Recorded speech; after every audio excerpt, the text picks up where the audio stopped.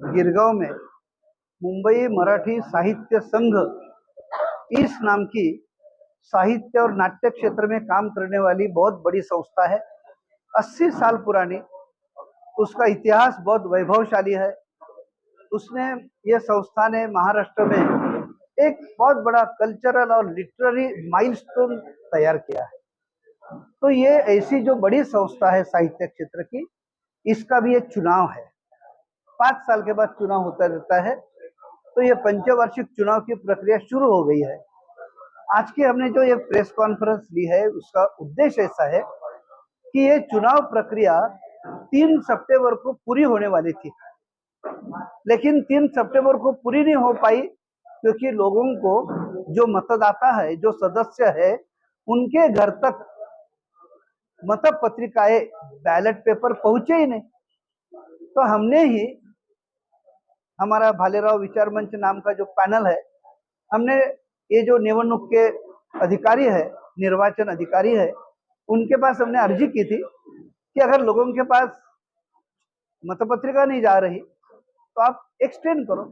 हमने मांग करने के बाद वो एक्सटेंड हुआ है और अभी 17 सितंबर तक ये प्रक्रिया पूरी होगी। लेकिन आशंका ऐसी है कि ये बढ़ाया हुआ जो कालावधि है, इसमें भी शायद लोगों के पास मतपत्रिकाएं नहीं जा रही। तो हमारे हिसाब से आज भी 300-400 जो मतदाता है, उनके पास अगर बैलेट पेपर ही नहीं जा रहे तो वो 17 तारीख के पहले उनके वोट बाय पोस्ट, क्योंकि ये जो चुनाव है बैलेट बाय पोस्ट है। और दूसरी बात है कि इसमें ये इतनी पुरानी संस्था होने के वजह से बहुत सारे मतदाता जो है वो सीनियर सिटीजन है, 70-80 ऐसे उम्र वाले हैं। और चुनाव अधिकारी बोल रहे हैं कि आप जिनको मिलते नहीं अभी मतपत्रिकाएं, मुंबई साहित्य संघ में और ले जाओ। ये मुझे लगता है ये अमानवीय है। पहली बात तो हमने अच्छी तरह से जीपीओ से भेजना चाहिए। अभी उनको नहीं मिल रहा तो ये बोल रहे हैं अभी बोरीवली, कल्याण, डोंबिवली, यहाँ से ये 60 साल, 70 साल, 80 साल बुजुर्ग जो सीनियर सिटीजन है, वो क्या एक मतपत्रिका लेने के लिए आ सकते हैं? तो मुझे लगता है कि ये एक प्रकार का अमानवीय व्यवहार है। आपके द्वारा हम ये गुजारिश कर रहे हैं कि ये मुंबई मराठी साहित्य संघ की चुनाव प्रक्रिया ट्रांसपेरेंट रहे, अविवादित रहे, उसमें पारदर्शिता रहे। जितने भी मतदाता है सबको उनका मत डालने का अधिकार है, हक है, वो मिलना चाहिए। हम यहाँ पे आओ मतपत्रिका लेके जाओ, ये जो है ये बराबर नहीं है। तो हमारा आग्रह यही है। और हमने मुंबई के जो चैरिटी कमिश्नर है, धर्मदाय आयुक्त है, उनके पास भी हमने हमारी शिकायत की है।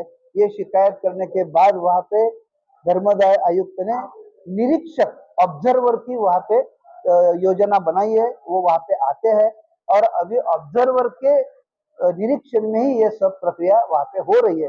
लेकिन इतना होने के बावजूद भी हमें शंका है कि मतपत्रिकाएं, हमारे एक उम्मीदवार और जो मतदार है दादर में रहते, उनको आज दोपहर को मतपत्रिका साहित्य संघ के सामने ही एक बिल्डिंग में भाटवड़े करके है, सामने रहते, उनको आज दोपहर को आई।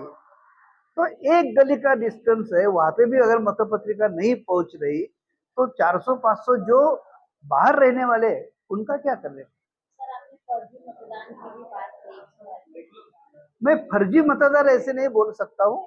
हमारा कहना इतना ही है कि ये जो हर एक इलेक्शन में देखो, इलेक्शन घोषित करने के पहले update list of the voter sign by the competent authority, चुनाव अधिकारी, उन्होंने वो तो डिस्प्ले करना चाहिए। जब तक हमारी मतदाता सूची अपडेट नहीं हो रही, चुनाव घोषित नहीं करने चाहिए। वहां पे मृत कितने हैं, हाँ, किसी के एड्रेस चेंज हुए हैं, ये सब देखना और मतदाता सूची में अपडेट करना ये कार्यालय का काम है, जो वर्तमान कार्यवाही है उनका काम है। अगर उन्होंने नहीं किया तो निवडणूक अधिकारी जो है उन्होंने उनके तरफ से वो करके लेना चाहिए कि नहीं, जब तक तुम्हारा ये अपडेट नहीं हो रहा है तब तक हम चुनाव घोषित नहीं करेंगे। लेकिन आज तक हमें भी पता नहीं कि कितने लोग मृत हुए हैं। आपने जो एक्शन उठाया उसका उसमें आपको कितना प्रतिशत कामयाबी मिली है? नहीं, कामयाबी जो है वो तो अभी आने वाला समय हमें समझेगा उसमें क्या हो रहा है।